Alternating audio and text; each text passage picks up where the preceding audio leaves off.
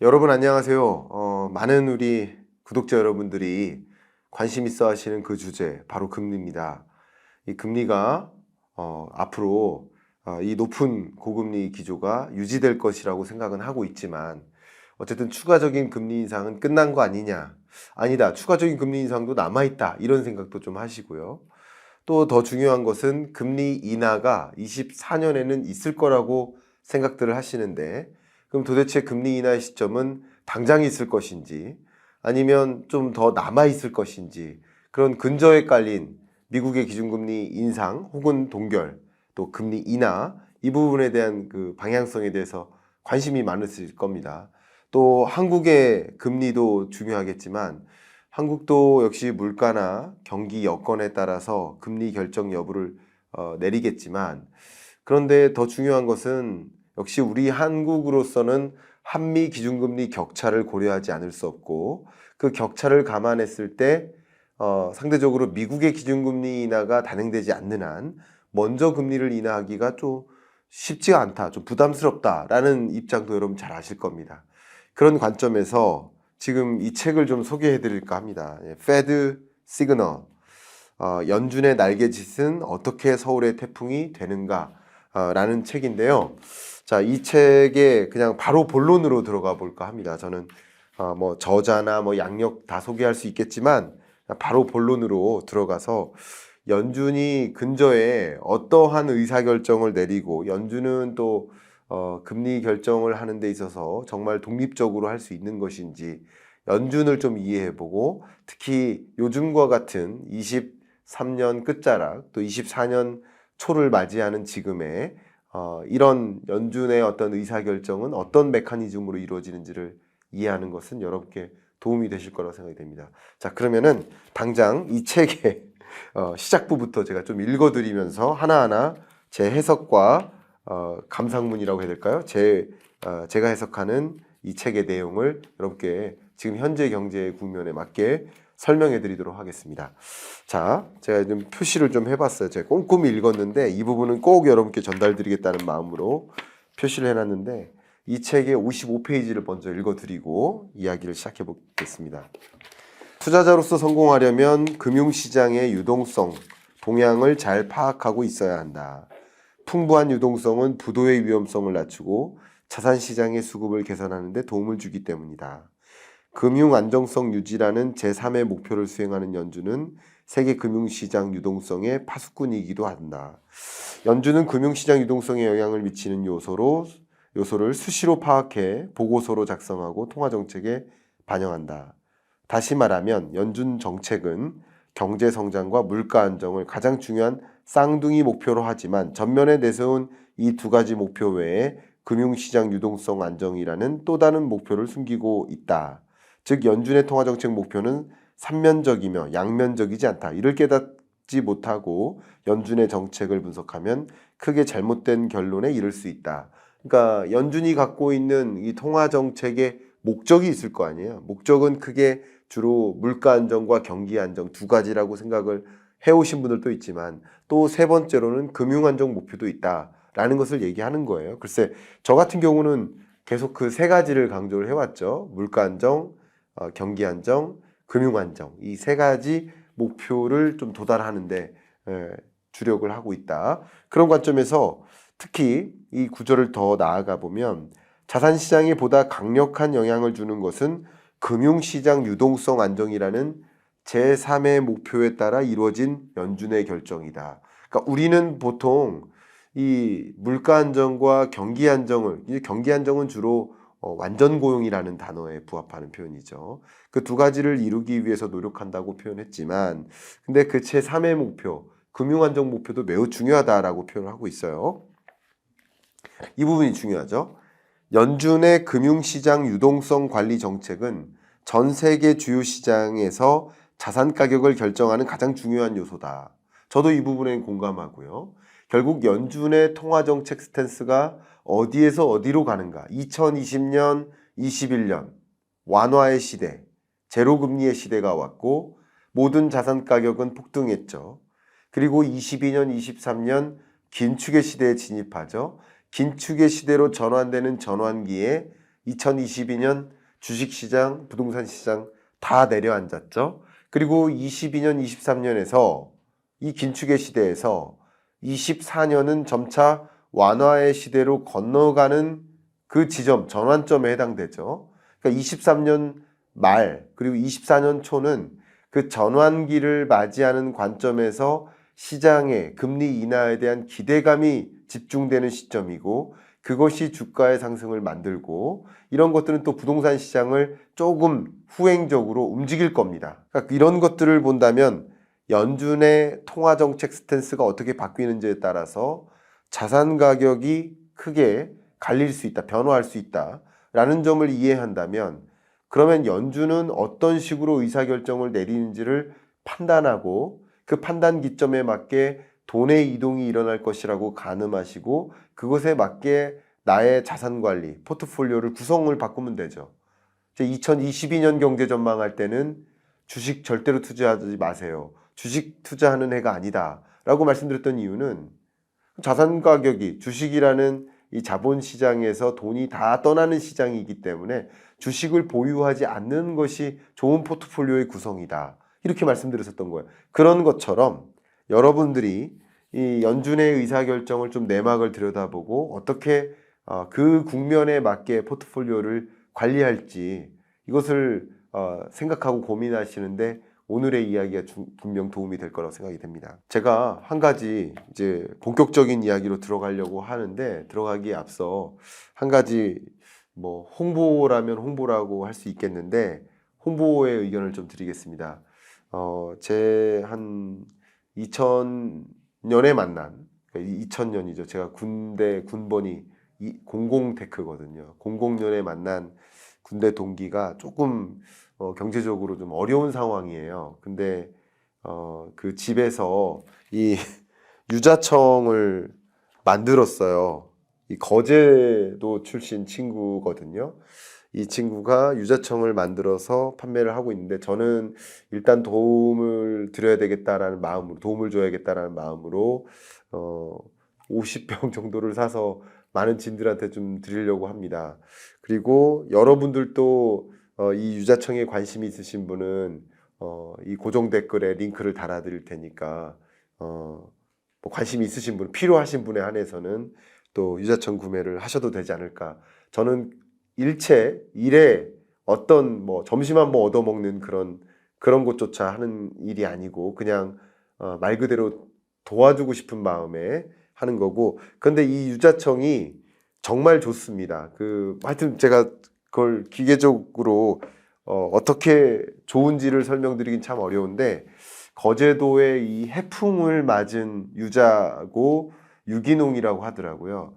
그래서 저도 정말 먹어봤는데 너무 맛있어요. 근데 저는 개인적으로 목 관리를 또 해야 되고, 또 겨울철에 이렇게 따뜻한 물을 마시는 건 도움이 되니까 그래서 하는데, 어쨌든 유기농 유자청이고 거제도의 그 해풍을 맞고 이렇게 자란 그런 유자나무에서 수확한 수확물이니까, 그래서 맛과 영양이 아주 좋을 거라고 생각하고요. 구체적인 내용은 여러분 그 링크를 통해서 확인하셔도 되지 않을까, 이렇게 소개 의견 드리고 이어서 가도록 하겠습니다. 방금 말씀드렸던 것처럼 투자자로서 실패하지 않으려면 미국을 넘어 세계의 중앙은행인 연준의 정책을 세밀하게 알아야 한다라는 문장이 있고요. 그래서 연준의 통화 정책이 글로벌 달러 유동성에 영향을 미쳐서 자산 가격의 흐름을 바꾸기 때문이다. 제가 얼마 전에 부동산 시장 관점에서도 23년 중반부터 전국 평균 아파트 매매 가격이 바닥을 찍고 상승 국면으로 전환됐다가 다시 11월 정도에 하락세로 전환됐는데, 그 지점은 시중금리로 봤을 때는 미국의 10년물 국채금리가 다시 5%를 초과하면서 급등하면서, 이 시중금리, 그러니까 미국의 10년물 국채금리는 글로벌 이 금융시장의 가이던스 역할을 하는 금리입니다. 그만큼 글로벌 자산을 이 미국 10년물 국채 금리에 연동해서 포지션을 가지고 있는 경우가 굉장히 많기 때문에 미국 10년물 금리와 같은 이런 국채 금리가 치솟으면 다른 나라의 금리도 치솟아요. 예를 들면 우리나라 같은 경우도 한국은행이 23년 1월 달에 기준금리를 마지막으로 인상하고 그 이후 7번 연속 동결했어요. 그랬는데 시중금리는 10월, 11월 들어서 다시 폭등하지 않았습니까? 기준금리는 동결했는데 시중금리는 왜 폭등했을까? 이 원인을 알아야 되거든요. 그러니까 시중금리가 폭등하면서 그게 어떻게 보면 이 집을 매수해야 된다고 생각하는 잠재적인 매수자, 투자자나 아니면 내 집 마련 후보자 다 마찬가지죠. 이 투자 의사결정에 상당한 고민을 준 거죠. 그래서 소위 23년 이 끝자락 11월을 뭐라고 보통 표현합니까? 11월과 12월을 뭐라고 표현합니까? 관망세 이렇게 표현을 하잖아요. 그러니만큼 시중금리가 폭등하게 된 그 배경 중에 하나가 미국 금융시장인데 그게 우리나라의 부동산 시장에도 구매 의사결정에 영향을 미치는 것. 이것을 생각해 보면 시장의 흐름을 좀 이해하시는데 특히 연준의 이 통화정책 방향을 이해하는 것은 큰 도움을 줄 것이다 라는 의견을 저도 공감하는 마음으로 드립니다. 56페이지에 이런 문장이 또 있어요. 전 세계 금융시장의 유동성을 줄였다 늘렸다 한다. 그렇죠. 이 통화정책 의사결정에 따라서 이 금융시장의 유동성을 더 불어넣었다가 유동성을 쭉 뺐다가 왔다 갔다 하면서 그게 시장을 바꿔놓는 거죠. 저도 이제 부동산 시장을 코멘트했고 주식시장을 코멘트해 드렸지만 우리나라의 주식시장, 우리나라의 부동산 시장이 단독으로 결정되는 게 아니라 거대한 거시경제의 흐름 속에 톱니바퀴처럼 연결되어서 움직인다라고 생각하고 있기 때문에 오히려 우리나라의 뭐 주식시장이든 채권시장이든 부동산 시장이든 그런 시장의 흐름을 좀 가늠하시고 그 시대에 맞게 포트폴리오를 관리한다라고 생각하실 때 이런 흐름을 우리는 눈여겨보실 필요가 있겠다. 그래서 올해 겨울에 이런 패드 시그널 같은 이런 책을 좀 읽어보시면서 거시경제에 대한 판단을 좀 제대로 깊게 나 스스로 제가 항상 말씀드리는 게 뭐예요? 내가 연준 의장이다. 내가 중앙은행의 총재다.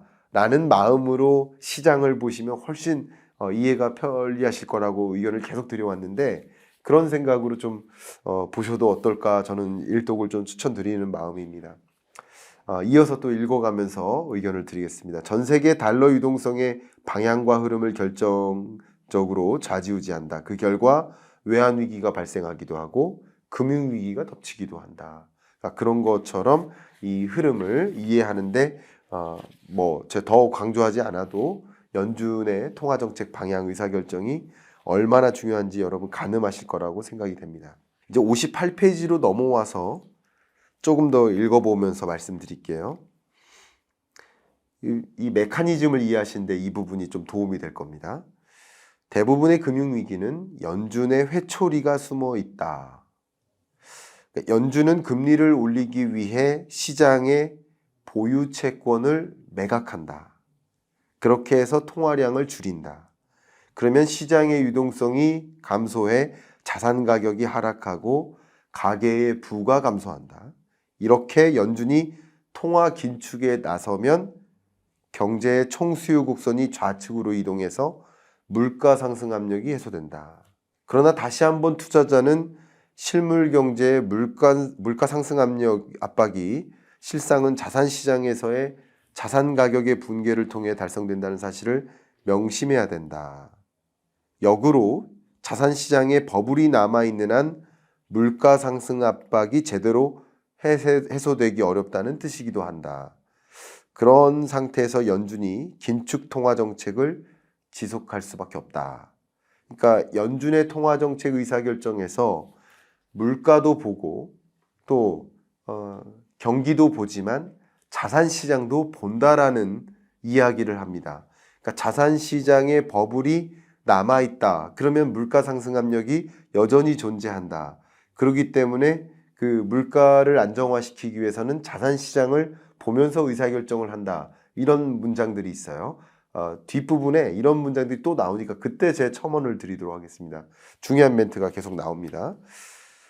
연준은 대개 경기 침체 우려에 있어 기준금리를 인하한다고 발표한다. 여기에서 경제 전문가들은 경기 침체 우려라는 단어의 치중에 경제 성장률이나 실업률을 점검할 것이다. 그러나 투자자들은 또 한 번 여기에 숨어 있는 의미를 곰곰이 탐색해야 한다. 연준이 말하는 경기 침체가 자산 가격의 지나친 하락을 뜻함을 깨달아야 한다. 의미심장하죠? 더 보겠습니다. 연준은 이미 자산 가격이 부의 효과 메커니즘을 통해 실물 경제에 커다란 영향을 미친다는 사실을 체득하고 있기 때문이다. 이 경우 연준은 금리 인하를 위해 시장에서 채권을 사들인다. 채권을 매수하면 통화가 시중에 풀려나가죠. 풀려나온다. 이를 통해서 통화량이 증가하고 시장의 유동성이 개선된다. 자, 그러면 자산 가격이 상승해 가계의 부와 소득이 증가한다. 가계의 소비가 증가하는 부의 효과와 가계와 기업의 채무 부담 경감으로 총수요 곡선이 우측으로 이동한다. 이를 통해 경기는 회복하고 물가도 상승한다. 그러니까 경기 부양이 필요한 시점에는 적극적으로 채권을 매수하고 시중에 유동성을 공급하는 거죠. 유동성을 공급하면서 시중에 풀린 돈이 결과적으로 자산 가치의 상승을 만들고 그 자산 가치가 상승하는 만큼 또 시장에 부의 효과가 나타나고 또 역시 빚을 짊어지는 그 부담이 경감되니까 적극적으로 기업들은 투자할 수도 있고 또 소비할 수도 있고 경기 회복으로 나가기도 한다는 거죠. 자, 이런 메커니즘, 그러니까 경기를 어떻게 보면 꺼트리기 위한, 물가를 안정시키기 위한 그런 금리 인상과 유동성 축소, 또 반대로 경기 부양을 위한, 자산 가격 상승을 위한 또 그런 통화 정책 결정, 이 두 가지를 다 보시면 좀 도움이 되겠습니다.